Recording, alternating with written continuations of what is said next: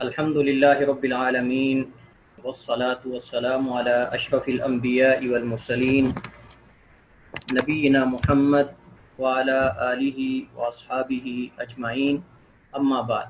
گزشتہ 3 لیکچرز میں ہم نے علم فقہ کی تعریف اور علم فقہ کا موضوع، اس کے مسائل اور اس سے متعلقہ اہم چیزوں کا ذکر کیا تھا۔ اس کے بعد تاریخ فقہ پر ہم نے تقریباً 4 ادوار سے متعلقہ اہم چیزوں پر بحث کی تھی، جن کا جاننا علم فقہ پڑھنے والے کے لیے انتہائی ضروری ہے، کیونکہ جب تک آپ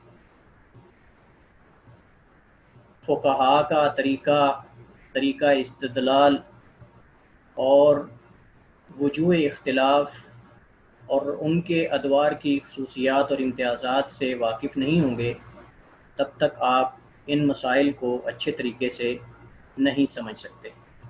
آخری جس موضوع پہ، جس ٹاپک پہ ہم نے بات کی تھی، وہ تھا علم فقہ کا چوتھا دور، ائمہ اربعہ کا دور۔ چاروں ائمہ جو معروف ہیں، سب سے پہلے امام ابو حنیفہ النعمان بن ثابت رحمہ اللہ تعالی، جن کی ولادت 80 ہجری میں ہوئی کوفہ میں، اور ان کی وفات 150 ہجری میں ہوئی۔ اس کے بعد امام مالک دوسرے امام ہیں، جن کی ولادت مدینہ الرسول صلی اللہ علیہ وسلم میں 93 ہجری میں ہوئی، اور ان کی وفات 179 میں 179 ہجری میں ان کی وفات ہوئی۔ تیسرے امام جن کا ہم نے ذکر کیا تھا ائمہ اربعہ میں سے، وہ ہیں امام شافعی رحمہ اللہ تعالی، جن کا نام ہے محمد بن ادریس الشافعی رحمہ اللہ تعالی۔ ان کا سلسلہ نسب جو ہے وہ قریش میں سے ہے، اور ان کی ولادت 150 ہجری میں ہوئی، اور ان کی وفات 204 ہجری میں ہوئی۔ اور اس کے بعد چوتھے امام احمد بن حنبل رحمہ اللہ تعالی، جن کو امام اہل سنہ والجماعہ بھی کہا جاتا ہے، ان کا ہم نے ذکر کیا۔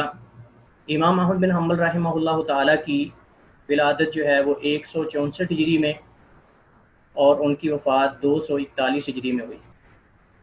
اور میں نے آپ کے سامنے چاروں ائمہ کا 2 اہم مدارس، مدرسۃ اہل رائے اور مدرسۃ اہل الحدیث جو مدینہ میں تھا، ان کے ساتھ تعلق بھی میں نے واضح کیا تھا، اور ان میں سے ہر ایک مدرسے کی خصوصیات اور امتیازات بھی میں نے آپ کے سامنے مختصر ذکر کیے تھے۔ اس کے بعد میں نے 5ویں دور کی طرف اشارہ کیا تھا، لیکن اس کے بارے میں کچھ اہم معلومات جو ہے وہ ذکر کرنا، چونکہ ہمارے پاس ٹائم ختم ہو چکا تھا، تو میں نے کہا کہ انشاءاللہ اگلے لیکچر میں اس پہ کچھ گفتگو کریں گے۔ تو 5واں دور جو علم فقہ کی تاریخ کا ہے، یہ تقریباً 450 سے لے کر 350 سے لے کر یہ 550 ہجری تک چلتا ہے، یعنی سقوط بغداد کے بعد تک یہ دور جو ہے، سقوط بغداد کے بعد تک یہ دور چلتا ہے، اور یہ 5واں دور ہے۔ ائمہ اربعہ کے بعد ائمہ اربعہ کا دور جو ہے وہ چوتھا ہے، اور 5واں دور جو ہے یہ 350 سے لے کر تقریباً 550 سال 550 ہجری تک جو ہے یہ دور چلتا ہے۔ اس دور کے اندر میں نے آپ کو بتایا تھا کہ اس دور کے اندر مجتہدین بہت کم پیدا ہوئے، یعنی جیسے ائمہ اربعہ کے اندر ملکہ اجتہاد تھا، قوت استنباط تھی نصوص اور دلائل شرعیہ سے مسائل اخذ کرنے کی، اس طرح کے جید علماء کرام اور ائمہ کرام جو ہے وہ نہیں نکل سکے۔ اس کی میں آپ کے سامنے وجہ ذکر کی تھی کہ ایک تو چونکہ مسلمانوں کے اندر اختلافات بہت زیادہ پیدا ہو چکے تھے، اور سیاسی حالت بھی کافی حد تک کمزور ہو چکی تھی۔ فقہ حنفی اور دیگر جو ائمہ ثلاثہ کی فقہ ہے، ان کو جو ترویج ملی ہے یہ سیاسی قوت کی بنا پر ہے۔ فقہ حنفی کو جو ترویج ملی ہے، چونکہ فقہ حنفی کو سپورٹ حاصل تھی خلافت عباسیہ کی، چونکہ امام ابو حنیفہ رحمۃ اللہ علیہ کے شاگرد رشید، تلمیذ رشید امام ابو یوسف رحمہ اللہ تعالی جو ہے، وہ خلافت بنی عباس میں خلیفہ ہارون الرشید کے دور میں تقریباً یہ قاضی رہے ہیں۔ تو آپ جانتے ہیں کہ قاضی کا جو ایک خلیفہ کے ہاں مقام اور مرتبہ ہوتا ہے، قاضی القضات تھے، تو ان کا جو مرتبہ اور مقام ہوتا ہے وہ آپ جانتے ہیں. تو اس وجہ سے چونکہ اس مذہب کو تقریباً اکثر اوقات سیاسی سپورٹ رہی ہے، خلافت عباسیہ کے اندر بھی، اس کے بعد ترکی حکومت میں بھی، خلافت عثمانیہ میں بھی فقہ حنفی ہی رائج تھی. ان کو سپورٹ باقاعدہ طور پہ جو ہے وہ کی گئی خلافت عثمانیہ کی طرف سے بھی اور خلافت عباسیہ کی طرف سے بھی. اس وجہ سے اس وقت دنیا کے اکثر جو اسلامی ممالک ہیں ان میں اگر آپ نظر دوڑائیں تو اکثر فقہ حنفی جو ہے اس پہ لوگ عمل کرنے والے یا اس سے تعلق رکھنے والے لوگ موجود ہیں. جیسا کہ ترکی پورے کا پورا تقریباً اس کے اندر فقہ حنفی رائج ہے. اس کے بعد جو افغانستان، اس کے ساتھ دیگر علاقے ہیں، تاجکستان ہو گیا، کرغزستان، اس طرح کی جو آزاد ریاستیں ہیں، یہ ان میں تقریباً اکثر جو ہے وہ فقہ حنفی سے تعلق رکھنے والے لوگ جو ہے وہ موجود ہیں.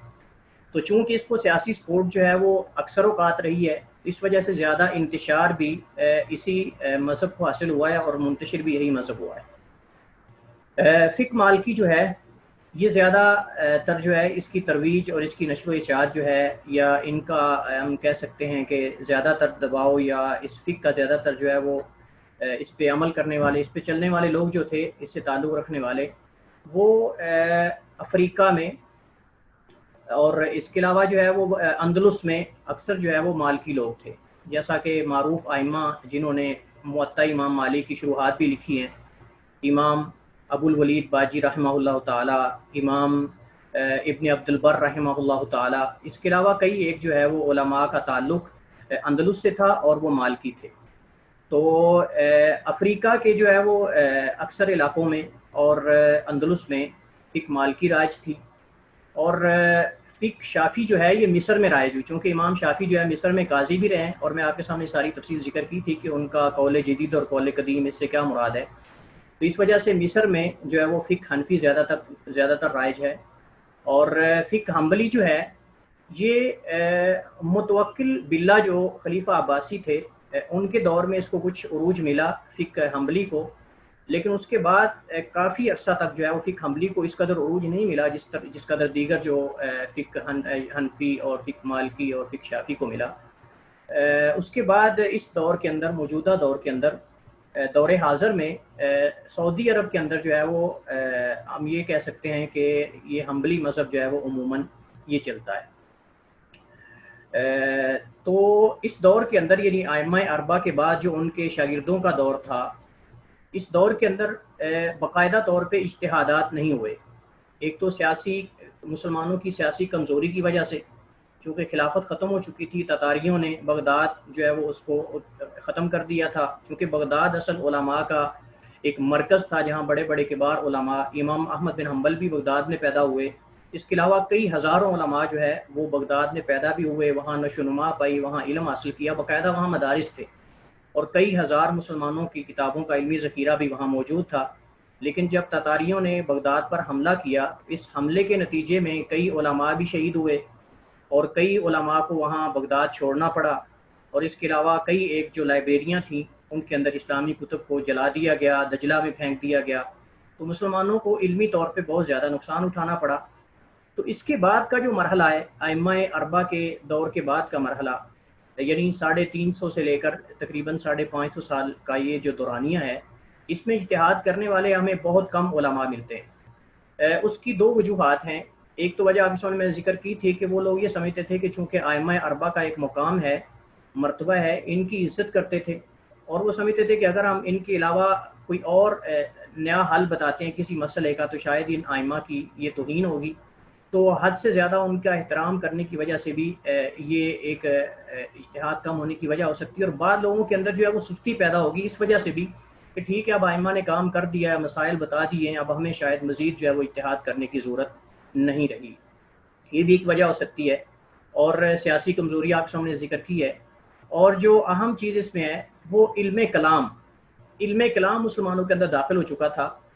خلیفہ عباسی جو تھا مامون الرشید، اس نے کئی جو فلسفہ کی کتابیں تھیں ان کو عربی میں کنورٹ کر کے عربی میں ان کی ترجمے کروائے باقاعدہ طور پہ، اور مسلمانوں کے اندر جو ہے وہ ان کو عام کیا گیا. تو جب مسلمان علم فلسفہ سے، علم الکلام سے متاثر ہوئے، تو اس کے بعد مسلمانوں کے اندر جو ہے وہ آپ یہ سمجھیں کہ ان چیزوں سے رجحان ہٹ گیا، حدیث اور رسول حدیث، ان چیزوں سے ان کا رجحان زیادہ علم کلام کی طرف چلا گیا۔ اس لیے اس کے بعد جو ہے وہ کتابیں جو فقہ پر لکھی گئی، ان کے اندر بھی آپ کو واضح طور پہ نمایاں تبدیلی نظر آئے گی کہ آغاز میں کتاب و سنت اور جو ہے وہ اجماع قیاس وغیرہ ان دلائل جو ہے وہ کو ذکر کیا جاتا تھا اور باقاعدہ ابواب کے ذریعے۔ اس کے بعد فقہ المقارن کا رواج آیا کہ علم کلام سے جو متاثر علماء تھے مسلمان، انہوں نے فقہ کو علم کلام کی جو ہے وہ طرز پر لکھنا شروع کر دیا، جیسا کہ ابن رشد ہیں۔ ابن رشد جو ہے وہ مالکی ہیں، مالکی المذہب ہے، لیکن انہوں نے آپ دیکھیے کہ جو بدایت المجتہد کتاب ہے اس کو فقہ المقارن کے حساب سے لکھا ہے، یعنی ان کا طریقہ کار متکلمین والا ہے۔ متکلمین کا طریقہ کار کیا ہوتا ہے کہ وہ کسی مسئلے کو لے کر پہلے اس میں سے جو متفقہ چیز ہوتی ہے اس کو اخذ کرتے ہیں کہ جی اس پر سب کا اتفاق ہے، اختلاف فلاں فلاں جز میں ہے، یعنی اس مسئلے کا جو متفقہ حصہ ہوتا ہے اس کو لے کر پھر جس پر اختلاف ہے ان کے اقوال تفصیلاً ذکر کیے، فلاں فلاں کا فلاں قول ہے، فلاں نے فلاں کہا، فلاں نے یہ کہا، فلاں امام نے یہ کہا، اس کی دلیل یہ ہے، اس کی دلیل یہ ہے، یعنی ان کا آپس میں پھر مقارنہ کرنا، اس کو فقہ المقارن کہتے ہیں کہ علماء کے اقوال کا آپس میں مقارنہ کرنا، کس اعتبار سے؟ دلائل کے اعتبار سے، اور پھر جو ہے دلائل کو لے کر جو ہے وہ اس مسئلے کو ترجیح دینا، یہ اس کو فقہ المقارن کہتے ہیں۔ تو یہ میرے خیال میں نتیجہ ہی تھا علم الکلام سے جو تأثر تھا مسلمانوں کے اندر، اس کا ایک نتیجہ ہم کہہ سکتے ہیں۔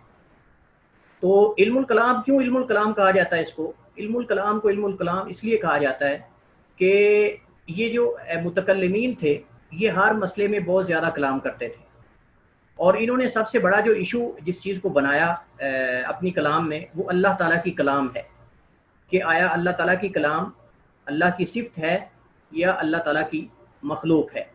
تو اس پر جو ہے بہت بڑا مسئلہ کھڑا ہوا۔ سب سے پہلے جب کتابیں فلسفے کی عربی میں کنورٹ کی گئی، تبدیل کی گئی، ٹرانسلیشن ان کی گئی، تو سب سے پہلا مسئلہ یہی پیدا ہوا کہ اللہ تعالیٰ کی کلام جو ہے وہ اللہ کی صفت ہے جیسے اللہ کی باقی صفات ہیں، یا کہ اللہ تعالیٰ کی مخلوق ہے۔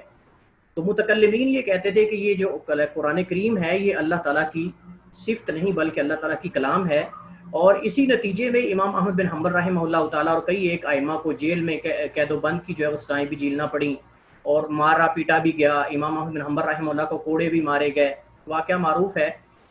تو امام احمد بن حنبل رحمہ اللہ اور دیگر جو اہل سنت والجماعت جو بڑے بڑے علماء تھے ان کا یہ موقف تھا کہ قرآن کریم اللہ تعالیٰ کی صفت ہے، اللہ تعالیٰ کی کلام نہیں ہے۔ اس پر ان کو پھر مارا گیا، چونکہ جو خلیفہ عباسی تھا مامون، وہ چونکہ فلسفے سے متاثر تھا، اس نے خود ترجمہ کرایا کتابوں کا، جو فلسفہ کی کتابیں تھیں، اور اس کے جو ارد گرد رہنے والے لوگ تھے وہ بھی تقریباً فلاسفہ ہی تھے جو اس علم فلسفہ سے متاثر تھے۔ تو اس وجہ سے اس نے پھر ان کے کہنے پر ائمہ کو مارا بھی، جیل میں بھی ڈالا۔ اس کے بعد جو ہے وہ متوکل باللہ جو ہے اس کے دور میں آپ سمجھیں کہ فقہ حنبلی کو باقاعدہ جو ہے وہ ترویج اور جو ہے وہ قوت ملی۔ انہوں نے پھر امام احمد بن حنبل رحمہ اللہ کو جیل سے نکالا اور پھر ان کو عزت دی، اور پھر باقاعدہ ان کے فتاوی جات جو ہے وہ ان کی نشر و اشاعت کی گئی۔ تو علم کلام بھی اس کا بہت بڑا عمل دخل ہے ان چیزوں میں کہ مسلمانوں کا رجحان جو ہے حدیث اور ان چیزوں سے ہٹ کر علم کلام میں چلا گیا۔ اس لیے آپ دیکھیں کہ اس دور میں جو بڑے بڑے لوگ علماء جو ہیں، جیسا کہ غزالی ہیں، امام ابو حامد غزالی معروف ہیں جن کا تعلق اندلس سے تھا۔ اس کے علاوہ جو ہے وہ امام الحرمین جوینی جن کو کہا جاتا ہے، امام الحرمین کے لقب سے معروف ہیں، ان کی کتاب البرہان ہے، کئی ایک کتابیں ہیں، لیکن اس کے اندر طریقہ وہی فلاسفہ والا انہوں نے اختیار کیا ہے۔ اس کے علاوہ کئی ایک جو اس دور کے اندر علماء پیدا ہوئے یہ متکلمین کہلاتے ہیں۔ اس دور کے اندر ان کو علماء جو ہے وہ علماء متکلمین میں شمار کرتے ہیں، کیونکہ یہ علم فلسفہ سے متاثر، علم کلام سے متاثر ہو کر انہوں نے اپنی کتابوں کے اندر اگرچہ بعض جگہوں پہ علم کلام کا رد بھی کیا ہے، لیکن رد کرنے کی صورت میں وہ ان کی کلام سے متاثر ہو کر خود ان کی کئی جگہوں پہ انہوں نے حمایت بھی کی ہے، اور اہل سنت والجماعت کے موقف سے انہوں نے کنارہ کشی بھی اختیار کی ہے۔ اس کے بعد جو ہے اس دور کے اندر علماء کے جو فتاوی جات تھے ائمہ اربعہ کے، یعنی جو پانچواں دور تھا، ان کو لکھا گیا، ان کے شاگردوں نے ان کو لکھا، ان کی تعلیلات کی، اسی کے مطابق جو ہے وہ قواعد بنائے گئے، قواعد فقہیہ جن کو ہم کہتے ہیں۔ یہ اصول فقہ کا موضوع انشاءاللہ آپ پڑھیں گے اس پہ۔ تو ہر امام کے ہاں جو فقہ استنباط کرنے کے مسائل اخذ کرنے کے جو قواعد ہیں وہ کیا ہیں، تو یہ قواعد باقاعدہ جو ہے وہ لکھے گئے. تو اس میں ائمہ ثلاثہ کے قواعد کچھ مختلف ہیں فقہ حنفی سے. فقہ حنفی کے اندر جو ہے چونکہ امام ابو حنیفہ رحمۃ اللہ علیہ میں آپ کو پہلے بتا چکا ہوں، امام مالک نے بھی اپنی کتاب لکھی ہے جیسا کہ موطا ہے، اور ان کے آگے جو شاگردوں کے شاگردوں انہوں نے کتابیں ان کی مدونہ لکھی گئی. امام شافعی نے خود اپنی فقہ کو جو ہے وہ تالیف کیا، لکھا، اپنی فقہ خود انہوں نے لکھی، جیسا کہ قواعد بھی لکھے مسائل استنباط کرنے کے، اور فقہ بھی لکھی. کتاب العلم جو ہے یہ فقہ کی کتاب، اس کے اندر کچھ قواعد بھی ہیں، لیکن اصول فقہ کی کتاب ان کی جو ہے وہ رسالہ ہے امام شافعی رحمہ اللہ تعالیٰ کی. امام احمد بن حنبل رحمہ اللہ نے اپنے اصول اور قواعد بتا دی، اور خود بھی انہوں نے بعض کتابوں کے اندر ان کو ذکر کیا. لیکن امام ابو حنیفہ رحمۃ اللہ علیہ کی جو لکھی ہوئی کتابیں ہیں بذات خود وہ ایک دو کتابیں ہیں، لیکن ان کے علم کو اصل آگے جو پھیلانے والے ان کے شاگرد ہیں، جیسا کہ امام محمد بن حسن شیبانی ہیں، امام ابو یوسف ہیں رحمہ اللہ. تو انہوں نے پھر ان کے ائمہ کے اقوال کو لکھا، ان کی تعلیلات کی کہ یہ ایسے انہوں نے کیوں کہا. بس اوقات امام ابو حنیفہ رحمہ اللہ جو ہے وہ مثلا کسی مسئلے کا حل بتا دیتے لیکن تعلیل ذکر نہیں کرتے تھے. تو وہ تعلیلات جو ہیں یہ ان کے شاگردوں نے خود بنائی ہیں، اور انہوں نے قواعد فرق یہ ہے کہ جو ائمہ ثلاثہ ہیں انہوں نے کتاب و سنت کو پہلے دیکھا ہے، اور قواعد جو ہے وہ اس کے بعد بنائے ہیں، اس کے مطابق پھر وہ ان سے مسائل کا اخذ کرتے ہیں. لیکن فقہ حنفی کے اندر جو ہے تھوڑا سا فرق ہے، جیسا کہ ہمارے استاد محترم شیخ عبد الرحمن مدنی صاحب بھی ذکر کرتے ہیں. ان کا کافی حد تک جو ہے وہ اللہ تعالیٰ نے ان کو پختہ علم دیا ہوا ہے اس فقہ کے موضوع پر، اصول فقہ پہ. تو اکثر جو عبد الرحمن مدنی صاحب ذکر کرتے ہیں یہ چیز کہ فقہ حنفی کا دیگر جو فقہائے ثلاثہ ہیں ان سے فرق یہ ہے کہ فقہ حنفی جو ہے انہوں نے قواعد پہلے ترتیب دی ہیں، انہوں نے قواعد پہلے ترتیب دی ہیں، اور اس کے بعد پھر جو ہے اس کے مطابق شرعی مسائل کا دلائل سے حل نکالتے ہیں. لیکن جو باقی فقہاء ہیں انہوں نے کتاب و سنت کو سامنے رکھ کر قواعد بعد میں ترتیب دیے ہیں. حدیث مثلا لی لا ضرر ولا ضرار والا قاعدہ جو ہے وہ حدیث سے اخذ کیا. اس طرح کی مثالیں کافی ساری آپ کو جو ہے وہ اس کے اندر ملیں گی. تو اس دور کے اندر اختلاف تھا اپنے ائمہ کے، اپنے امام کے مذہب کو ترجیح دینے کا. باس مباحثے بھی ہوتے تھے، مناظرے بھی بس اوقات ہو جاتے، لیکن لڑائی جھگڑا نہیں ہوتا تھا کوئی حد سے زیادہ جس کو ہم تعصب کہتے ہیں وہ بہت کم تھا ابھی تک. لیکن سقوط بغداد کے بعد تقریباً 550 ہجری سے لے کر ابھی ہمارے موجودہ دور تک کا یہ چھٹا دور ہے، یہ چھٹا اور آخری دور جس پہ ہم بات کریں گے. اس دور کے اندر جو ہے وہ لوگوں کے اندر عجیب قسم کا اختلاف پیدا ہوا جو پہلے امت کے اندر بالکل بھی موجود نہیں تھا. ائمہ کے اندر اختلاف تھا، اختلاف رائے ہو جانا کوئی بڑی بات نہیں، انشاءاللہ جیسے ہم آپ کے سامنے ابھی کچھ میں چیزیں ذکر کروں گا اس کی کچھ وجوہات ہوتی ہیں. اختلاف ہو جانا بڑی بات نہیں ہے، لیکن دوسرے کا احترام کرنا، اس کی رائے کا احترام کرنا، دلائل سے اس کا جواب دینا، اصل یہ چیز ہے. تو اس کے بعد جو لوگ آئے ان میں سے کئی لوگوں نے جو احترام رائے ہوتا ہے، کسی دوسرے کی رائے کا احترام کرنا، آداب جو ہوتے ہیں مناظرے کے، باس مباحثے کے، ان کو موضوع خاطر نہیں رکھا، جس وجہ سے اختلاف بڑھتا ہی چلا گیا. اور دوسرا ان ائمہ کے طریقہ اختلاف کو انہوں نے نہیں دیکھا کہ ان کی وجہ کیا تھی اختلاف کی. ائمہ کے جو اقوال تھے کتاب و سنت کو مضبوطی سے تھامنے کے، کتاب و سنت پہ عمل کرنے کے، ان کو انہوں نے جو بالکل ہی نظر انداز کر دیا. تو ائمہ کی جو کتاب و سنت کو مضبوطی سے تھامنے کے بارے میں اقوال تھے ان کو پس پشت ڈال کر صرف جو ہے وہ ائمہ کے اقوال کو ترجیح دینا شروع کر دی، اور جو مناظرے کے آداب ہوتے ہیں ان کو ملوث خاطر نہیں رکھا گیا. یہ ہم سقوط بغداد کے بعد کی بات کر رہے ہیں. تو اس کے بعد کیا ہوا کہ اختلاف کا دائرہ کار جو ہے وہ وسیع ہوتا چلا گیا. تو اس دور کے اندر، اس دور کو عموماً جو ہے علماء کرام یہ کہتے ہیں کہ جمود کا دور، تقلید اور جمود کا دور.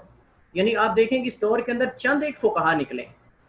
تو اس کی اصل وجہ کیا تھی کہ لوگوں کے اندر سستی پیدا ہو گئی. علم فقہ، اصول فقہ اور حدیث اور اس طرح کی چیزیں چونکہ پہلے لکھی جا چکی تھیں، تو اس لیے وہ کہتے ہیں کہ بس ٹھیک ہے، سب کچھ لکھا ہوا موجود ہے، کتابیں تدوین ہو چکی ہیں، حدیث بھی لکھی جا چکی ہے ائمہ کے دور میں. یہ سنہری دور تھا، اس میں حدیث بھی لکھی گئی، اس پہ فقہ بھی لکھی گئی، کئی اور چیزیں اس کے اندر مدون کی گئی. تو کہتے ہیں بس سب کچھ لکھا جا چکا ہے، اب شاید مزید ہمیں اجتہاد کرنے کی ضرورت نہیں ہے، ائمہ کے اقوال اس میں موجود ہیں. تو اس وجہ سے بھی مسلمانوں کے اندر جمود پیدا ہوا، اور کئی لوگوں نے جو ہے وہ تقلید جو ہے وہ راستہ تقلید والا اختیار کیا. انہوں نے کہا کہ یہ ائمہ اربعہ شاید جو ہے وہ ان کے اقوال ہی بس حجت ہے ہمارے لیے، دیگر چیزیں شاید اس کے اندر. حالانکہ اگر ہم دیکھیں تو ان ائمہ اربعہ کے دور کے اندر بھی کئی اور ائمہ گزرے ہیں جنہوں نے ان کی تقلید نہیں کی.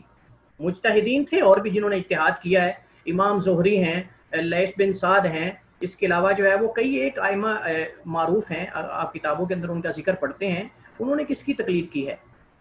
تو مقصد سارے ائمہ کا، تمام علماء کا یہی تھا کہ ہم حق تک پہنچیں۔ تو ان ائمہ کرام کا بھی مقصد ہدف لوگوں کو نعوذ باللہ گمراہ کرنا نہیں تھا، بلکہ ان کا مقصد بھی حق تک پہنچنا ہی تھا۔ لیکن جن لوگوں نے ان کے اس نظریے کو نہیں سمجھا، ان کے اختلاف کی نوعیت کو نہیں سمجھا، انہوں نے سمجھا کہ شاید ہر ایک جو مذہب سے تعلق رکھنے والا، اسے سمجھا کہ شاید میرے امام کی بات حجت ہے، دوسرے کے امام کی بات بالکل غلط ہے۔ اور یہ طریقہ کار بالکل بھی ائمہ نے نہیں کہا کہ آپ ہمارے قول کو حجت مانو یا ہمارے قول کو تم ترجیح دو۔ وہ تو اپنے علم کے مطابق، جو ان کے پاس قرآن اور حدیث کا علم ہوتا تھا، اس کے مطابق وہ دوسرے کو مسئلہ بتا دیتے تھے، لیکن یہ کبھی نہیں کہتے تھے کہ میری بات پر عمل کرنا ہر صورت میں ضروری ہے۔ تو اس کے بعد کیا ہوا چھٹے دور میں، کہ ہر ایک نے اپنا مذہب بنا لیا کہ میں امام مالک کا پیروکار ہوں، میں امام شافعی کا پیروکار ہوں، میں امام بن حنبل رحمہ اللہ کا پیروکار ہوں۔ دیکھیے، نسبت کرنے میں کوئی حرج نہیں، آپ نسبت کریں، امام شافعی کی طرف کریں، امام مالک کی طرف کریں، امام احمد بن حنبل کی طرف کریں، امام ابو حنیفہ رحمہ اللہ کی طرف کریں، کوئی حرج نہیں ہے۔ حنفی علماء نے اپنے آپ کو کہا ہے، اور شافعی بھی لکھتے تھے اپنے ساتھ، لیکن انہوں نے کئی مسائل میں ان ائمہ کا سے اختلاف بھی کیا ہے۔ ہم دور کی بات، ابھی موجودہ دور کی بات نہیں لیتے، ہم ان کے زمانے کی بات لے لیتے ہیں کہ امام شافعی رحمہ اللہ تعالیٰ کے کتنے ایسے مسائل جن میں ان کے شاگرد امام احمد بن حنبل رحمہ اللہ نے اختلاف کیا ہے۔ امام شافعی نے اپنے استاد امام مالک سے کئی مسائل میں اختلاف کیا ہے، اور امام مالک سے امام ابو حنیفہ رحمہ اللہ کئی مسائل میں اختلاف ہے، جیسا کہ ہم انشاءاللہ آگے باقاعدہ جب فقہ کا مادہ پڑھیں گے تو ہمارے سامنے یہ مسائل آئیں گے۔ امام ابو حنیفہ رحمہ اللہ کے جن فقہا نے، جن ان کے شاگردوں نے فقہ کو آگے پھیلایا ہے، امام محمد بن حسن شیبانی، امام ابو یوسف، ان کے اقوال ایسے ملتے ہیں جو امام صاحب کے بالکل خلاف ہیں۔ تو انہوں نے چونکہ ائمہ کے اقوال کو سمجھا ہے، ان کا نظریہ سمجھا ہے کہ جب ائمہ نے کہا ہے کہ اصل ہمارا مذہب یہ حدیث ہے، قرآن اور حدیث ہے، ہمارے اقوال حجت نہیں، تو انہوں نے پھر ان اپنے اساتذہ کے اقوال پہ عمل کرتے ہوئے جب حدیث صحیح آ گئی تو حدیث کو لے لیا اور امام کے قول کو چھوڑ دیا، اپنا موقف وہ بنا لیا جو حدیث والا تھا۔ یہ کئی ایک اس کی مثالیں ہم جو ہے وہ موجود ہیں۔ تو جب ان کے شاگردوں نے، ان کے شاگردوں کے شاگردوں نے اپنے اساتذہ کے اساتذہ کی آراء میں اختلاف کیا ہے دلیل کی بنیاد پر، یہ بات ذہن میں رکھیں، اختلاف دلیل کی بنیاد پر ہونا چاہیے، بغیر دلیل کے نہیں۔ تو اگر آج کوئی ایسا امام، کوئی ایسا مجتہد ان کے بعد، یعنی کسی زمانے میں اگر اللہ تعالیٰ اس کو قوت علم دیتا ہے، اللہ تعالیٰ اس کو حدیث کا علم دیتا ہے، اس کے اندر مجتہد کی پوری شروط ہیں، اور اگر کسی مسئلے میں وہ رائے اختیار کرتا ہے تو اس کو حق ہے۔ یہ نہیں کہ دروازہ بند ہو چکا اجتہاد کا، اجتہاد کا دروازہ تا قیامت کھلا ہے۔ اگر ہم دروازہ بند کریں گے تو نئے مسائل کیسے حل کریں گے جو ابھی امت کو درپیش ہیں؟ بڑے بڑے مسائل امت کو ان کا سامنا ہے۔ تو یہ جو مجتہدین علماء ہر زمانے میں اللہ پیدا کرتا ہے، یہ وہی ان مسائل کا حل کرتے ہیں، لیکن علماء کے اقوال کو بھی دیکھنا چاہیے۔ یہ ہم نہیں کہتے کہ علماء کے اقوال کو بالکل نظر انداز کرتے ہیں، لیکن ان کے منہج کے مطابق ہم ان سے اختلاف بھی کریں اور ان کے منہج کے مطابق ہی ہم اپنا موقف بھی اختیار کریں۔ تو اس دور کے بعد سے لے کر موجودہ دور تک کئی ایک اکثر لوگوں میں جو ہے وہ جمود کا مطلب یہ ہوتا ہے کہ بس اجتہاد نہیں کرنا، جو کتابوں کے اندر موجود ہے، جو ائمہ نے کہہ دیا بس وہ برحق ہے، اس کے علاوہ کچھ صحیح ہو سکتا ہی نہیں۔ تو اس تقلید کو، اس جمود کو توڑنے کے لیے امام ابن تیمیہ رحمۃ اللہ علیہ اور امام ابن القیم جو ان کے شاگرد ہیں، یہ اللہ تعالیٰ نے ان کو پیدا کیا، یہ نکلے اور انہوں نے امت کے اندر ایک شعور پیدا کیا۔ آپ دیکھیں کہ امام ابن تیمیہ رحمہ اللہ جو شیخ الاسلام جن کو لقب دیا جاتا ہے، معروف ہیں، شیخ الاسلام ابن تیمیہ جو ہیں، یہ اصلاً مذہب ان کا حنبلی ہے، اصل مسلک ان کا حنبلی ہے، لیکن کتنے مسائل میں انہوں نے امام صاحب کی جو ہے وہ رائے سے الگ اپنی رائے اختیار کی، اور یہی طریقہ ان کے شاگردوں نے آگے اپنایا۔ امام ابن تیمیہ رحمۃ اللہ علیہ کے بڑے بڑے شاگرد ہیں، یہ نہیں کہ وہ اللہ تعالیٰ نے ان کو ایسا ملکہ دیا ہوا تھا کہ اگر آپ دیکھیں کہ امام صاحب کی جو اکثر کتابیں ہیں امام شیخ الاسلام ابن تیمیہ رحمۃ اللہ علیہ کی، وہ انہوں نے جیل میں رہ کر لکھی ہیں، ان کو جیل میں، ان کو بھی ڈالا گیا جیل کے اندر، جیسے بڑے بڑے ائمہ کو مشکلات کا سامنا کرنا پڑا، ایسے ابن تیمیہ رحمۃ اللہ علیہ جو شیخ الاسلام ہیں، ان کو بھی بلکہ اپنی اکثر زندگی جیل میں گزارنا پڑی۔ تو انہوں نے اپنی اکثر کتابیں جو ہیں وہ جیل میں قید و بند کے اندر بیٹھ کر لکھی ہیں، اپنے حافظے سے لکھی ہیں، لائبریری میں نہیں تھی، کتابیں پاس نہیں تھی، لیکن آپ دیکھیں پھر بھی کہ ان کی اکثر کتابیں لکھی ہوئی جو ہیں وہ زیادہ تر صحیح کے قریب ہیں، صحیح ہیں، غلطیاں اس کے اندر بہت کم ہیں۔ تو بہت بڑا اللہ نے ان کو قوت حافظہ دیا ہوا تھا، اور واقعتاً ہی وہ مجتہد کہلانے کے حقدار تھے اور مجتہد تھے۔ اس کے بعد ان کے شاگردوں نے، بڑے بڑے شاگرد ان کے نکلے آگے، امام ابن القیم رحمۃ اللہ علیہ، حافظ ابن کثیر جو تفسیر ابن کثیر لکھنے والے ہیں، جنہوں نے تفسیر قرآن کریم لکھی ہے، امام ذہبی رحمۃ اللہ علیہ بھی ان کے شاگردوں میں سے ہیں، امام مزی رحمۃ اللہ علیہ جنہوں نے علم الرجال پہ باقاعدہ کتابیں لکھی ہیں۔ تو یہ بڑے بڑے ائمہ اسی امام کے شاگرد ہیں۔ تو انہوں نے اپنے شاگردوں کے اندر، امت کے اندر یہ شعور پیدا کیا کہ آپ ائمہ کا احترام کریں، ائمہ کی رائے کی قدر کریں، لیکن اس کے ساتھ ساتھ اگر اللہ نے آپ کو ملکہ دیا ہوا ہے، قوت دی ہوئی ہے، کیپیسٹی ہے اجتہاد کرنے کی، آپ کے اندر شروط ہیں، تو اجتہاد بھی کریں، یہ نہیں کہ آپ اس پہ جمود اختیار کر جائیں۔ تو اسی سلسلے کی کڑی کئی ایک علماء آئے، انہی میں سے امام محمد بن علی شوکانی رحمۃ اللہ علیہ یہ موصوف ہیں، جو 12ویں صدی ہجری کے جو ہے وہ علماء میں سے ایک ہیں، 1100 کے بعد ان کی جو ہے ولادت ہوئی۔ تو یہ امام شوکانی رحمۃ اللہ علیہ جو ہیں، ان کی کتاب در البہیہ جو فقہ پہ لکھی گئی ہے، انشاءاللہ وہ ہمارے نصاب میں مقرر بھی ہے، اس کی شرح جو ہے فقہ الحدیث وہ انشاءاللہ ہم پڑھیں گے۔ اور اس کے اندر انہوں نے چاروں ائمہ کے اقوال ذکر کیے ہیں، فقہا کے اقوال ذکر کیے ہیں، اقوال بہت زیادہ ذکر کیے ہیں، اس کے بعد وہ دلائل کو دیکھ کر راجح موقف اختیار کرتے ہیں۔ تو انشاءاللہ ہم وہی طریقہ اور اسلوب اختیار کریں گے۔ تو ابن تیمیہ رحمۃ اللہ علیہ نے ان ائمہ اربعہ اور دیگر جو فقہا ہیں، کئی لوگوں نے ان کو گالی دینا شروع کر دی، برا بھلا کہنا شروع کر دیا، یعنی یہاں تک صورتحال جو چھٹا دور تھا تقلید کا اور جمود کا، اس میں صورتحال اختلاف کی یہاں تک پہنچ چکی تھی کہ کئی علماء یہ فتویٰ دیتے تھے، یہ حنفی جو تھے فتویٰ دیتے تھے کہ شافی عورت کے ساتھ نکاح کرنا جائز نہیں۔ آپ اندازہ کریں اختلاف کی نوعیت اور تعصب کس قدر تھا۔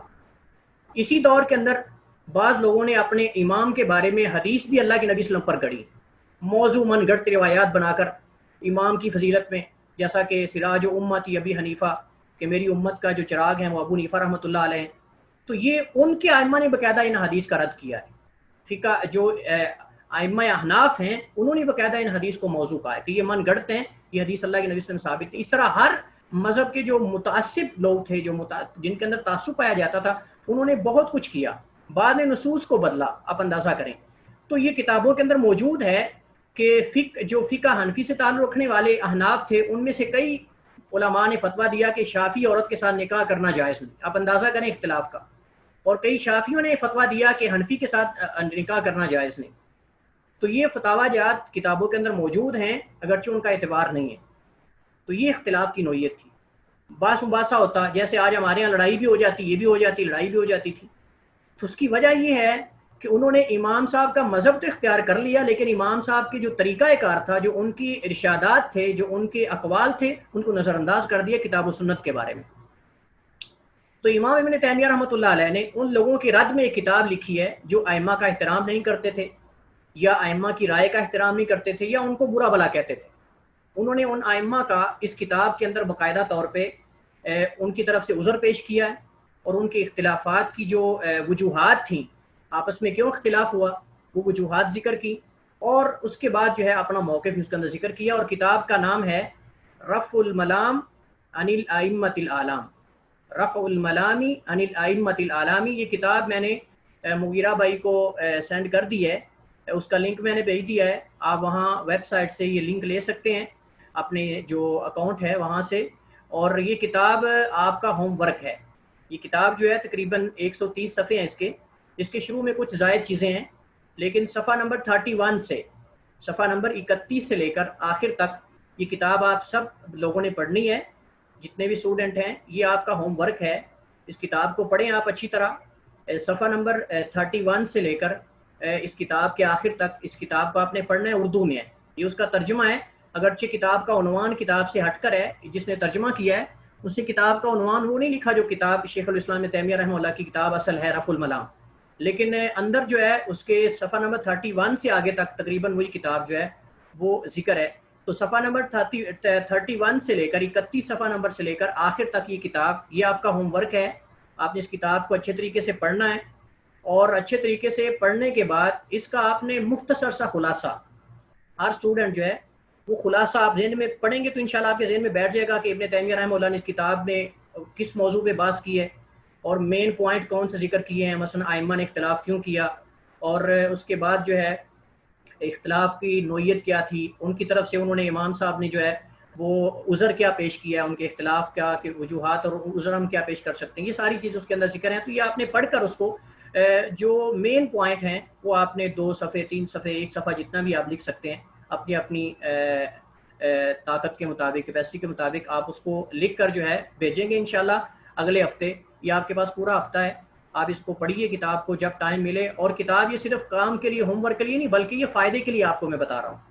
یہ اگر آپ کتاب پڑھ لیں گے تو انشاءاللہ اگر ہم میں سے کوئی متعصب ہے نا، جیسے میں ذکر کر رہا ہوں کہ کئی ایک متعصب پیدا ہوئے، اگر ہم میں سے کوئی متعصب ہے تو انشاءاللہ اس کا تعصب ختم ہو جائے گا۔ ہر ایک مذہب کا احترام کریں، مذاہب اربعہ میں سے جو مالکی، شافعی، حنبلی اور اس کے علاوہ اہل حدیث ہیں دیگر، اختلاف ہونا کوئی بڑی بات نہیں ہے، لیکن یہ ہے کہ آپ پہلے اس کتاب کو پڑھیں۔ انشاءاللہ جب آپ کتاب کو پڑھیں گے تو امید ہے کہ اگر کسی مذہب کے ساتھ آپ کا دوسرے کے ساتھ تعصب ہے تو انشاءاللہ یہ بھی ہمارا مسئلہ حل ہو جائے گا۔ اب ہمارے پاس 10 منٹ ہیں اس لیکچر میں، تو اب آتے ہیں ہم جو ائمہ اربعہ ہیں، ائمہ اربعہ ان کے اختلاف کی وجوہات کیا ہے، ان کے اختلاف کی وجوہات کیا ہے۔ تو یہ بہت اہم ٹاپک ہے، ذرا اہم اس کے پوائنٹ نوٹ کرتے جائیے گا ساتھ ساتھ۔ ممکن ہے کہ کتاب کے اندر آپ کو کچھ چیزیں نہ ملیں یا کچھ ہوں لیکن تفصیل سے ہوں۔ تو سب سے پہلی جو وجہ ہے، میں آپ کو پہلے شروع میں لیکچر میں بتا دیا تھا کہ اختلاف کی سب سے بڑی وجہ جو ہو سکتی ہے وہ یہ ہے کہ اس امام کو تمام احادیث کا علم نہ ہو۔ اور میں آپ کو بتایا تھا کہ دنیا میں کوئی ایسا انسان نہیں اللہ کے نبی صلی اللہ علیہ وسلم کے بعد جس کو رسول اللہ صلی اللہ علیہ وسلم کی تمام احادیث کا علم ہو۔ اس کی آپ کے سامنے میں نے 2 مثالیں ذکر کی تھیں۔ ایک مثال حضرت عمر فاروق رضی اللہ عنہ کی، امیر المؤمنین کی، امیر المؤمنین حضرت عمر بن خطاب رضی اللہ عنہ کی مثال آپ کو ذکر کی تھی، 3 بار اجازت لینے کی، جب کسی کے گھر ملنے کے لیے جاؤ تو 3 بار دستک دو، اور اگر آگے سے کوئی جواب نہ آئے تو واپس پلٹ جائیے۔ یہ حدیث میں نے آپ کو سنن نبی داؤد میں بتایا تھا، لیکن یہ حدیث صحیح بخاری میں بھی ہے، صحیح مسلم میں بھی ہے، اور دیگر کتب حدیث کے اندر بھی موجود اور صحیح حدیث ہے۔ حضرت ابو موسیٰ عاشری رضی اللہ عنہ کا واقعہ، حضرت عمر بن خطاب کے ساتھ جو گھر میں جا کر دستک دینے والا واقعہ، یہ حدیث کو ذرا یاد کریں آپ تو آپ کے ذہن میں انشاءاللہ آ جائے گی یہ مثال۔ حضرت عمر فاروق کو اس حدیث کا علم نہیں تھا کہ دروازے پر جب ملنے کو جاؤ تو 3 بار دستک اس کو نو کرو، دستک دو۔ دوسری آپ کو مثال میں نے دی تھی حضرت ابو بکر صدیق رضی اللہ تعالیٰ عنہ۔ حضرت ابو بکر صدیق کے دور میں ایک فوت ہونے والے آدمی کی دادی آئی اور اس نے وراثت میں اپنا حصہ طلب کیا کہ میرا پوتا فوت ہوا ہے، اس کی وراثت میں میرا کوئی حصہ ہے؟ تو آپ نے فرمایا کہ میرے علم کے مطابق قرآن اور حدیث میں تیرے لیے کوئی حصہ نہیں۔ حضرت ابوبکر صدیق رضی اللہ عنہ فرمایا، خلیفۃ رسول اللہ نے فرمایا کہ میرے علم کے مطابق قرآن اور حدیث میں تیرے لیے کوئی حصہ نہیں تیرے پوتے کی وراثت میں۔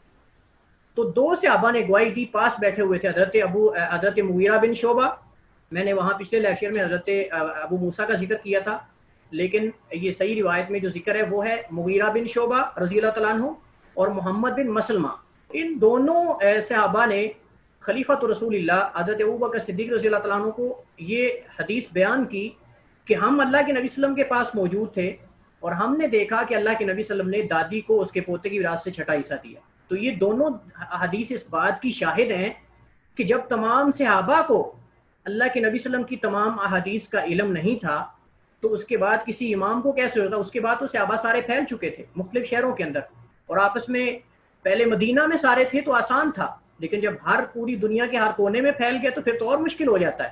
پھر ائمہ سفر کرتے تھے، کوئی کوفہ میں جا کر وہاں اگر کوئی صحابی ہے یا کوئی ان کا شاگرد ہے یا شاگرد کا شاگرد ہے امام، تو اس سے جا کر حدیث سنتے، پھر بصرہ میں جاتے، پھر مدینہ میں جاتے، پھر شام میں جاتے، مختلف شہروں میں جا کر سفر کر کے حدیث سنتے تھے، اور کئی ایسے ائمہ تھے جو تمام شہروں کا سفر نہیں بھی کر سکے اور بسا اوقات تمام حدیث پھر بھی نہیں سن سکے۔ آپ دیکھیں کہ امام احمد بن حنبل رحمہ اللہ نے مسند احمد میں 40,000 حدیث ذکر کی ہیں، مسند احمد میں 40,000 کوئی معنی رکھتی ہیں، لیکن اس کے باوجود بھی کتنے ہزار ایسی حدیث جو ان کے پاس نہیں پہنچ سکی یا جو انہوں نے ذکر نہیں کی۔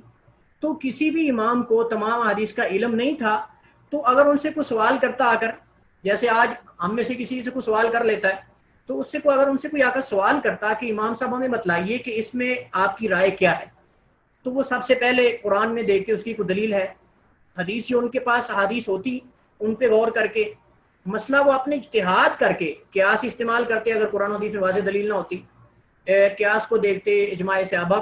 یہ چاروں ائمہ سے یہ بات جو ہے صحیح اسانید کے ساتھ منقول ہے کہ انہوں نے کہا کہ اذا صح الحدیث فهو مذہبی، کہ جب صحیح حدیث آ جائے تو وہ ہمارا مذہب ہے، اس کے علاوہ کوئی ہمارا اور مذہب نہیں ہے. تو چاروں ائمہ کا اس بات پر اتفاق تھا کہ قرآن و حدیث پر عمل کرنا یہ واجب ہے، سب کا اس پہ اتفاق ہے.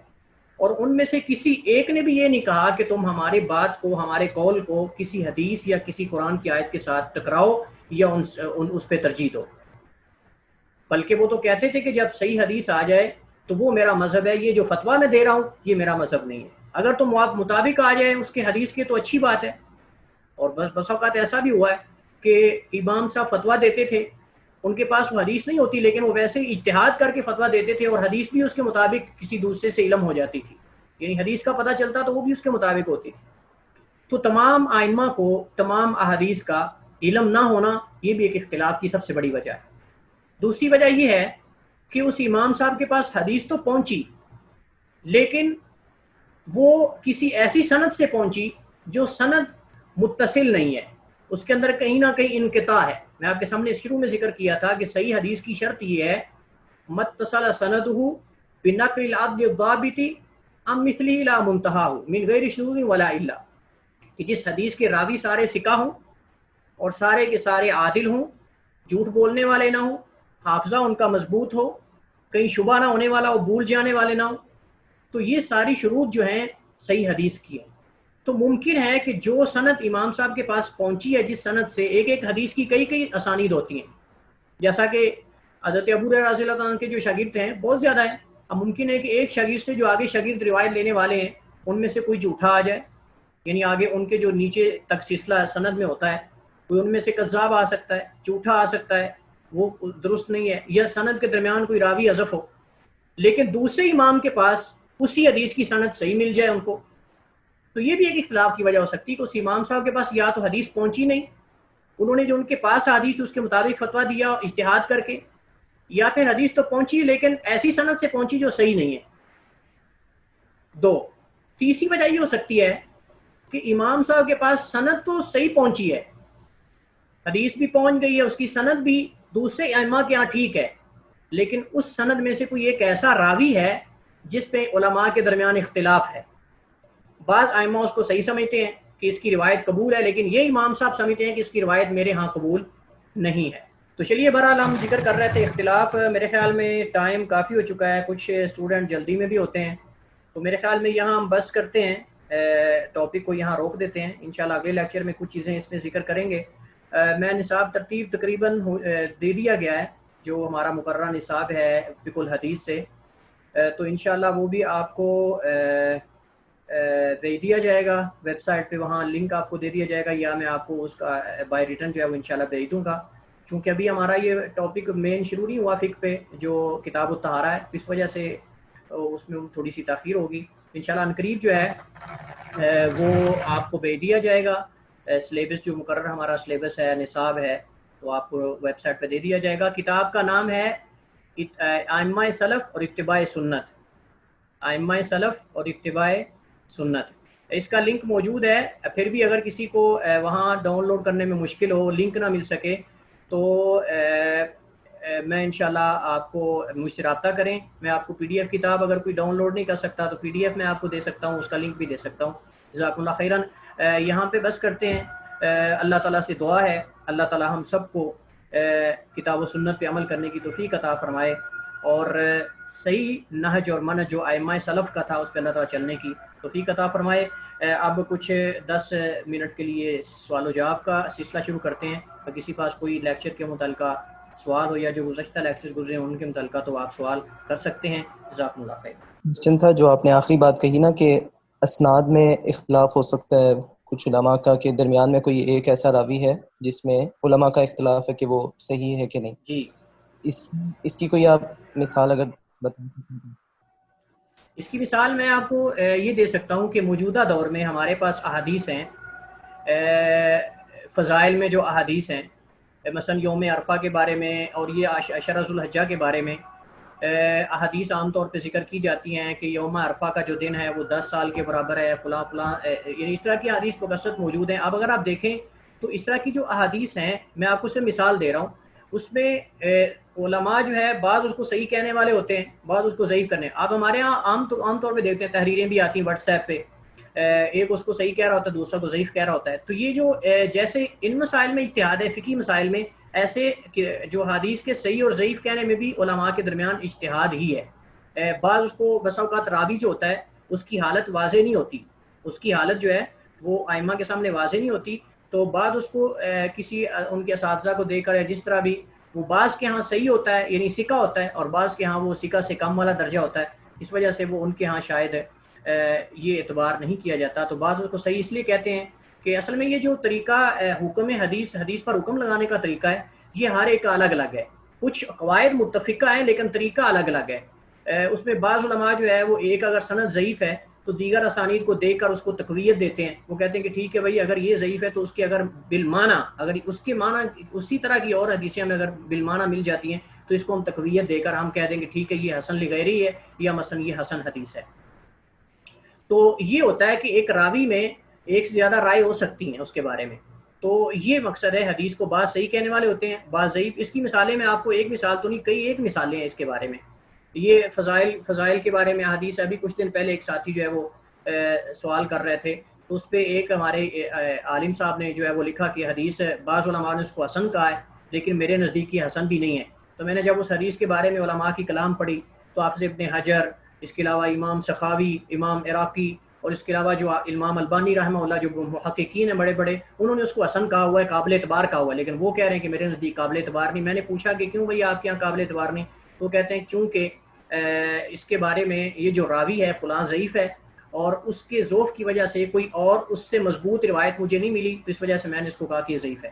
تو دیگر ائمہ جو ہے انہوں نے ایک اور حدیث حضرت عبداللہ بن عباس سے ثابت ہے، یہ 10 ذو الحجہ یعنی 10 جو دن ہیں عشرہ ذو الحجہ کے، ان کی فضیلت کے بارے میں حدیث ہے. تو اس پہ اصل کلام چل رہی تھی. تو انہوں نے کہا کہ چونکہ ان کے نزدیک جو ہے وہ دوسری ایک روایت عبداللہ بن عباس سے، حالانکہ اس میں بھی راوی متکلم ہے جس پر کلام کی گئی ہے، لیکن چونکہ وہ کہتے ہیں کہ تقویت ملتی اس روایت کو تو لہٰذا میرے نزدیک صحیح ہے. لیکن وہ کہتے ہیں کہ میرے نزدیک صحیح کیوں نہیں؟ کیونکہ میں یہ سمجھتا ہوں کہ اس راوی چونکہ ضعیف ہے تو ضعیف کے ساتھ مل کر کبھی اس کو تقویت نہیں مل سکتی. تو یہ جو ہے علماء کا یہ ہر ایک کے اپنے اپنے قواعد اور شروط ہیں، اس کے مطابق پھر وہ اختلاف ہو جاتا ہے راوی کے بارے میں. تو یہ وجوہ ہو سکتی ہیں حدیث کو صحیح یا ضعیف کہنے کی. اچھا، اسی سے متعلق ایک اور بات میرے ذہن میں آ رہی تھی. پھر اس کا مطلب ہے کہ مختلف فقہ کو فالو کرنے والے جو ہیں، جو پھر رولنگ اس سے نکالتے ہیں، وہ رولنگ بھی پھر ٹوٹلی ڈیفرنٹ ہو جائے گی، بیکاز ان کا تو صحیح اور ضعیف ڈیفرنٹ ہو گیا. یہ اتنا زیادہ نہیں اختلاف، ہم یہ ہوں کہہ سکتے ہیں کہ اختلاف ہے لیکن اس حد تک نہیں جتنا ہم سمجھ رہے ہیں، اس حد تک نہیں جتنا ہم سمجھ رہے ہیں. اگر ہم متقدمین کے اقوال کو لیں نا کسی مسئلے کے بارے میں، جو متقدمین ائمہ ہیں، پہلے والے ائمہ ہیں، تو ان میں اس نوعیت کا اختلاف نہیں ہے جس قدر ہمارے اندر موجود ہے. لیکن جو حدیث کے صحت و ضعف کے بارے میں ہے، یہ تقریباً میرے خیال میں حکم قریب ہوتا ہے، اتنا زیادہ ڈفرینٹ فرق نہیں ہوتا جتنا کہ آپ کہہ رہے ہیں، اس قدر زیادہ نہیں ہوتا. آپ دیکھیں کہ جو اکثر متقدمین ہیں متاخرین ان کے مطابق ہی حکم لگاتے ہیں، لیکن بعض علماء جو ہے وہ سمجھتے ہیں کہ یہ چونکہ اجتہاد ہے تو میں بھی اجتہاد کر سکتا ہوں. لیکن آپ کو ایک بات بتاؤں کہ ہمیں ہر ایک کی تحقیق میں اس کا اعتبار نہیں کرنا چاہیے. تحقیق میں اس کا اعتبار کرنا چاہیے جس نے کچھ بڑی بڑی کتابوں کی تحقیق کی ہو اور اس کی شہرت ہو، جیسا کہ امام البانی ہے. اب امام البانی رحمۃ اللہ علیہ جو ان کی تحقیق تمام مذاہب میں جو ہے وہ معروف اور قابل اعتبار ہے. حنفیوں کے ہاں بھی قابل اعتبار ہے، شافعیوں کے ہاں، حنبلیوں کے ہاں، سب اس کا اعتبار کرتے ہیں، چونکہ اس سے پہلے کوئی رجحان ہی لوگوں کا اس کی طرف نہیں تھا. آپ دیکھیں ہمارے پرانی کتابیں اگر آپ پڑھیں، پاکستان انڈیا وغیرہ کے جو خطیب ہیں، خطباء ہیں، وہ ضعیف حدیثیں بیان کر رہے ہوتے تھے، موضوع من گڑھ حدیثیں بیان کر رہے ہوتے ہیں. ان کو بیچاروں کو پتہ نہیں کیونکہ ایک رجحان نہیں تھا اس طرف حدیث کو صحیح اور ضعیف کہنے کا. تو ہمارے پاکستان انڈیا وغیرہ میں پہلے رجحان نہیں تھا اس طرف، تو یہاں بھی اتنا رجحان نہیں تھا. لیکن امام البانی رحمۃ اللہ علیہ جو ہے انہوں نے لوگوں کا اس رجحان پیدا کیا کہ بھائی یہ بھی ایک فن ہے. تو دیکھیں کہ اس وقت امام البانی کا نام ممبروں پہ لیا جاتا ہے، اس حدیث کو امام البانی نے صحیح کہا، کوئی کہہ رہا ہے اس حدیث کو امام البانی نے ضعیف کہا. تو اللہ تعالیٰ نے اس آدمی سے بہت بڑا کام لیا ہے، تو ان کی تحقیق قابل اعتبار ہے. ہمیں کم از کم اگر کچھ نہیں تو ان کی تحقیق دیکھنی چاہیے. یہ تو نہیں کہ اندھا دھند ہم حدیثیں شیئر کرنا شروع کر دیں، لوگوں کو فتوے دینا شروع کر دیں. کم از کم کسی معتبر عالم کی تحقیق کا اعتبار کرنا چاہیے ہمیں اس سے پہلے. السلام علیکم. وعلیکم السلام. جی نعمان بھائی. سر میرا سوال یہ ہے کہ جیسے قرآن کو محفوظ تصور کیا جاتا ہے حدیث کو بھی ویسے ہی محفوظ مانا جاتا ہے. جی تو بالکل. جب صحیح اور ضعیف کا اس میں حکم لگ جائے گا تو یہ کیسے ثابت ہوگا کہ یہ پھر محفوظ ہے؟ جب حدیث صحیح جو علماء نے شروط بیان کی ہیں ان کے مطابق جب حدیث ہمارے تک پہنچ جائے گی تو وہ صحیح ہے اور ثابت ہے، وہ بھی وہی اللہ تعالیٰ کی طرف سے. یہ ہمارا غالب، کیونکہ دیکھیے ان چیزوں میں اصل جو بنیاد رکھی جاتی ہے وہ شک پر نہیں ہوتی، یقین پر ہوتی ہے. تو جب ہم علماء نے ایسی کڑی شروط رکھ دی ہیں کہ جن شروط سے اگر حدیث نکل جاتی ہے تو اس کا واقعتاً نہیں ایک آدمی اعتماد کر سکتا ہے اور دل کو تسلی ہو جاتی ہے کہ واقعتاً یہ اللہ کے نبی صلی اللہ علیہ وسلم کی حدیث ہو سکتی ہے، اس کے علاوہ نہیں. اس میں شروط میں جو سند ہے اس کا مسلسل ایک دوسرے سے ملے ہونا، درمیان میں راوی حذف نہ ہو، جو راوی ایک دوسرے ذکر کر رہے ہیں وہ آپس میں ان کی ملاقات ثابت ہو، اور پھر ملاقات ثابت ہونے کے بعد وہ راوی کیسا تھا. آپ اندازہ کریں کہ امام بخاری رحمۃ اللہ علیہ کے بارے میں آتا ہے کہ جس استاد کے بارے میں پتہ چل جاتا ہے کہ ایک بار اس نے جھوٹ بولا ہے نا، اسے دوبارہ حدیث نہیں سنتے تھے کبھی، نہ اس کی حدیث کو اپنی کتاب انہوں نے ذکر کیا ہے. جس سے ایک بار بھی جھوٹ بولنا ثابت ہو جاتا تھا کسی مسئلے کے بارے میں بھی، وہ اس کی دوبارہ روایت کو لیتے نہیں تھے ائمہ محدثین. تو آپ اندازہ کریں اس قدر جو علماء سختی کرتے تھے حدیث لینے میں، تو کیا وہ ہمارے پاس ایسے کسی کے اقوال ذکر کریں گے؟ نہیں. تو جو علماء کرام نے ضعیف حدیث ذکر کی ہیں حدیثوں کتابوں کے اندر، وہ بھی نشاندہی کے لیے ذکر کی ہیں. اور دوسرا یہ بھی کہ انہوں نے کہا کہ ممکن ہے اس حدیث کی کسی دوسرے کے پاس صحیح سند آ جائے.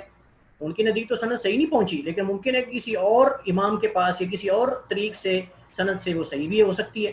اس سے انہوں نے ذکر کر دی کہ ہمارے تک تو یہ ضعیف ہے لیکن ممکن ہے کسی اور امام کے ہاں وہ حدیث صحیح پہنچ جائے کسی دوسری سند کے ساتھ. تو لہٰذا انہوں نے نشاندہی کے لیے وہ چیزیں ذکر کر دی ہیں. یہ نہیں کہ انہوں نے کہا کہ اسے استدلال کرو، بلکہ انہوں نے نشاندہی کے لیے ذکر کر دی. دوسرا یہ بھی ممکن ہے کہ وہ اس کی کئی سند صحیح بھی مل سکے کسی اور کتاب میں.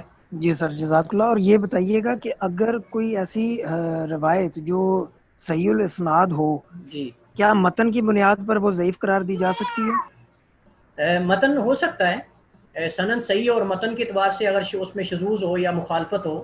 مثلا بسا اوقات یہ ہوتا ہے کہ متن صحیح ہوتا ہے لیکن اس میں سند صحیح ہوتی ہے لیکن متن جو ہے اس میں یا تو شذوذ ہوتا ہے.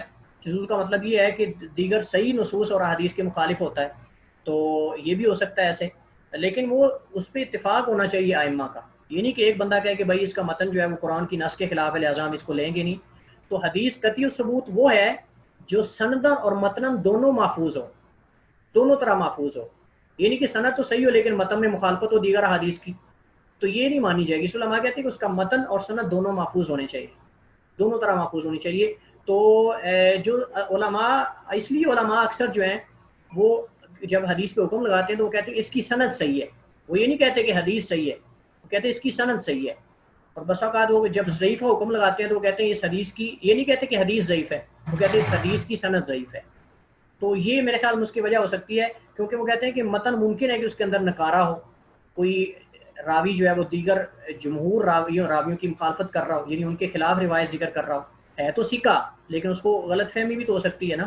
کئی سکات ایسے ہیں جنہوں نے بسا اوقات جو ہے وہ دیگر ائمہ کی یا اپنے ساتھیوں کی مخالفت بھی کی ہے بعض. تو وہ الفاظ کیا قابل قبول ہیں جو زائد ہیں. تو یہ اصل جو ہے وہ سبب اختلاف یا وجوہ اختلاف میں سے ایک وجہ ہو سکتی ہے. صحیح الاسناد ہونے کے باوجود اگر متن اس کا ٹھیک نہیں ہوگا تو کیا وہ راوی پہ جرح نہیں ہوگی؟ نہیں، راوی پر جرح نہیں ہو سکتا. راوی پر جرح ہم نہیں کر سکتے. ممکن ہے کہ اس راوی کو سننے میں غلط فہمی ہوئی ہو، یہ بھی تو ہو سکتا ہے نا. یعنی مسئلہ یہ ہوتا ہے نعمان بھائی کہ ایک ہی شیخ سے، ایک ہی استاد سے دو راوی بیان کرنے والے ہیں، مثلا 5 راوی ہیں. اب 5 راویوں میں سے 4 اور الفاظ بیان کر رہے ہیں اور ایک وہ بھی سکھا ہے لیکن وہ اور الفاظ بیان کر رہا ہے. تو اس میں دو طرح دیکھا جاتا ہے کہ یہ جو الفاظ زائد بیان کر رہا ہے ان سے، مثلا انہوں نے حدیث کا ذکر کیا، مثلا اس میں 2 لائنیں ہیں، مثلا حدیث ہے انما الاعمال بالنیات، مثلا اتنا حصہ ذکر کیا ہے، لیکن ایک 5واں راوی آ کر کہتا ہے کہ نہیں اس کے ساتھ اور بھی ہے، وَإِنَّمَا لِكُلِّ امْرِئٍ مَّا نَوَىٰ آخر تک. میں آپ کو مثال دے رہا ہوں. تو وہ کہتا ہے کہ نہیں اور بھی انہوں نے کہا ہمارے استاد نے. تو اب اس میں علماء کہتے ہیں کہ دیکھا جائے گا کہ جو اس نے اضافہ کیا باقی 4 راویوں پر، کیا یہ کسی اور حدیث کے خلاف تو نہیں، یعنی جو انہوں نے روایت بیان کی ہے کیا اس کے متعارض تو نہیں آپس میں، یا کسی اور آیت یا حدیث کے تو متعارض نہیں. تو اگر تو تعارض ہوگا تو پھر اس اضافے کو نہیں لیا جائے گا، اس کے اضافے کو ان 4 کی بات کو لیا جائے گا.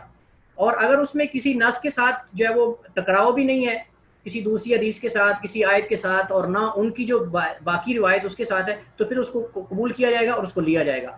تو یہ طریقہ کار ہوتا ہے. اگر کوئی راوی جو ہے وہ دیگر روایت سے اضافہ کرے یا پھر ایسی روایت لے کر آئے جو ان کی روایت کے خلاف ہو، تو پھر جمہور کو لیا جاتا ہے. علماء یہ دیکھتے ہیں جو محدثین ہیں، جو محققین ہیں، کہ ان میں سے اکثر نے روایت کیسی بیان کی ہے، تو پھر اکثر کی روایت کا اعتبار ہوتا ہے، اس اکیلے کا اعتبار نہیں ہوتا. لیکن ہوتا وہ بھی سیکھا، یہ نہیں کہ وہ اتنی بات کہنے سے وہ جو ہے وہ ضعیف ہو جاتا ہے. اس کے قاعدے باقاعدہ حل موجود ہے اس کا بھی. جی جزاک بھیا استاد محترم، یہ جو امام شوکانی کی کتاب ہے الدر البہیہ جو ہے، یہ تو چلیں بیسک سا متن ہے، لیکن جو یہ فقہ الحدیث ہمارے لیے منتخب کی گئی ہے کتاب، اس میں تو انہوں نے چاروں مذاہب کے آراء جو ہیں وہ مطلب مینشن کیے ہوئے ہیں اور اختلاف وغیرہ. تو یہ مطلب ابھی شروع میں اتنا یہ ایڈوانسڈ جو ہے ٹاپک کمپیریٹیو فقہ کا پڑھنا تو یہ مشکل نہیں ہو جائے گا؟ اس میں میں انشاءاللہ آپ کو بتاؤں گا جب ہم شروع کریں گے تو کیا کیا چیزیں مطلوب ہیں. ان میں مقصد صرف یہ ہے کہ آپ لوگ یہ دیکھیں کہ مسائل کو ہم اس دور کے اندر جب اتنے اختلافات ہیں، اتنے زیادہ مذاہب ہیں، ہم ان مسائل کو کیسے حل کر سکتے ہیں. اصل مقصد آپ کو یہ بات یہاں تک پہنچانا مقصود ہے اس مادے کا یا اس سبجیکٹ کا مقرر کرنے کا، کہ ہم اس دور کے اندر بھی اختلاف حل کر سکتے ہیں. ان اختلافات کا حل کیسے ممکن ہے وہ ہم انشاءاللہ اس کتاب میں پڑھیں گے. یہ مقصود ہے. اور اس میں انشاءاللہ مقصود صرف 4 مذاہب جو ہیں ائمہ اربعہ کے اقوال مطلوب ہوں گے، اور جو راجح ہے، راجح جو موقف ہے وہ انشاءاللہ مطلوب ہوگا. سارے اقوال نہیں، کیونکہ اس میں ظاہریہ کا قول بھی ہے، اس کے امام لیث بن سعد کے بھی اقوال ہیں، نافع کے بھی ہیں، فقہائے سبع کے بھی ہیں، کئی اور اقوال اس کے اندر موجود ہیں. تو وہ سارے مطلوب نہیں ہیں، صرف مطلوب ائمہ اربعہ کے اقوال ہیں، اور جو راجح موقف انشاءاللہ اس پہ ہم بات کریں گے. اگر وہ فقہائے سبع سے ریلیٹڈ ہو تو انشاءاللہ وہ بھی اس سے بات کریں گے، یا کسی اور سے، تو انشاءاللہ. تو یہ اصل مقصود ہے. آپ پریشان نہ ہوں، جب ہم انشاءاللہ شروع کریں گے تو مادہ بڑا، یہ سبجیکٹ بڑا دلچسپ ہے. مقصد اس میں یہ ہے کہ ہم یہ دیکھیں کہ اس دور کے اندر ہم مسائل کا حل کیسے کر سکتے ہیں اور اختلافات کو کیسے ہم ختم کر سکتے ہیں. دوریاں ختم ہو سکتی ہیں لیکن کیسے، وہ انشاءاللہ ہم اس پہ پڑھیں گے. جی جزاک اللہ. السلام علیکم ورحمۃ اللہ. وعلیکم السلام. جی شیخ صاحب، ایک تو سوال تھا، لیکن سوال سے پہلے یہ نعمان بھائی نے بڑی اچھی ایک ابھی ضعیف اور صحیح حدیث کی جو بحث شروع کی تھی، اس میں ذہن میں یہ آیا تھا کہ جس طریقے سے قرآن کے اندر علم قرات ہے تو اس میں بھی شاذ قرات ہوتی ہیں اور قاری کو علم ہوتا ہے اس کا، جو قراء ہوتے ہیں، لیکن اس کی وجہ سے قرآن کی صحت پہ کوئی فرق نہیں پڑتا. بالکل تو اسی طریقے سے اگر حدیث کے اندر جو ہے وہ کوئی ضعیف حدیث ہے تو اس کی وجہ سے سنت کے اوپر کوئی فرق نہیں پڑتا، یعنی صحیح حدیث میں جو سنت موجود ہے اس پہ یعنی دین محفوظ رہتا ہے. جی بالکل، وقاص بھی آپ نے ٹھیک کہا ہے، رائٹ. اس کی وجہ یہ ہے کہ اصل صحیح حدیث اس کے مقابلے میں، ایک حدیث کے مقابلے میں صحیح کتنی حدیث ہمارے پاس موجود ہیں، قرآنی آیات ہیں، احادیث ہیں. اگر اس ایک حدیث کے بارے میں اختلاف ہے تو اس کا مطلب یہ تو نہیں کہ باقی اور ہمارے پاس کوئی صحیح حدیث موجود نہیں ہے. تو اس پہ اثر نہیں پڑتا. صحیح حدیث جو صحیح علماء کی، محققین کی، محدثین کی شروط کے مطابق ہمارے تک حدیث پہنچ جاتی ہیں، ان پہ ہمیں اطمینان سے عمل کرنا چاہیے. جیسا کہ بخاری مسلم ہے، بخاری مسلم کے بارے میں امت کا اجماع آپ سمجھ لیں، اتفاق ہے تمام ائمہ کا. کیونکہ ابھی اگر کوئی اعتراض کرتا ہے نا بخاری مسلم پہ، اس کا اعتراض قابل قبول نہیں ہے. اصل یہ مزہ ہے، میں آپ کو ایک نقطہ آپ ذہن میں رکھ لیں کہ اصل آج ایک بندہ ایسے ہی اٹھ کر، جس کو علم حدیث کا پتہ ہی نہیں ہوتا، وہ اٹھ کر صحیح بخاری کی حدیث پہ اعتراض کرنا شروع کر دیتا ہے، صحیح مسلم کی حدیث پہ اعتراض کرنا شروع کر دیتا ہے. بھائی جن لوگوں نے ان ائمہ کا زمانہ پایا ہے انہوں نے اس کو صحیح کہا ہے، تو اعتبار تو اس دور کے علماء کا ہے نا، جنہوں نے ان ائمہ کی زندگی کو پڑھا، ان کے حالات کو پڑھا، راویوں کو جانا، ان چیزوں کو. ابھی 1400 سال 1200 سال بعد اگر کچھ لوگ آ کر کہیں کہ نہیں صحیح بخاری کی حدیث ضعیف ہیں، اس میں فلاں، تو بھائی ان ائمہ کا کیا کرو گے جو ان کے بعد امام احمد بن حنبل ہیں، جو یعنی ان کے استاد امام بخاری کے ہیں، امام احمد بن حنبل ہیں، ان کے بعد دیگر ائمہ نے کہا ہے کہ اصح الکتب بعد کتاب اللہ البخاری، کہ قرآن کریم کے بعد اگر کوئی صحیح ترین کتاب ہے حدیث کی تو وہ صحیح بخاری ہے.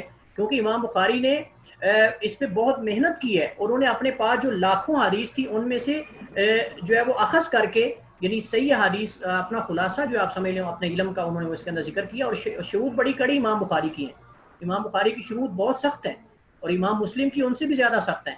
تو اس وجہ سے آپ اندازہ کریں کہ ان لوگوں نے جس طرح کی شروط رکھی ہیں، اس وجہ سے علماء نے کہا ہے کہ ان کی جو کتابیں ہیں وہ ہم یہ کہہ سکتے ہیں کہ وہ آپ ان پہ عمل کریں، اطمینان کے ساتھ عمل کریں.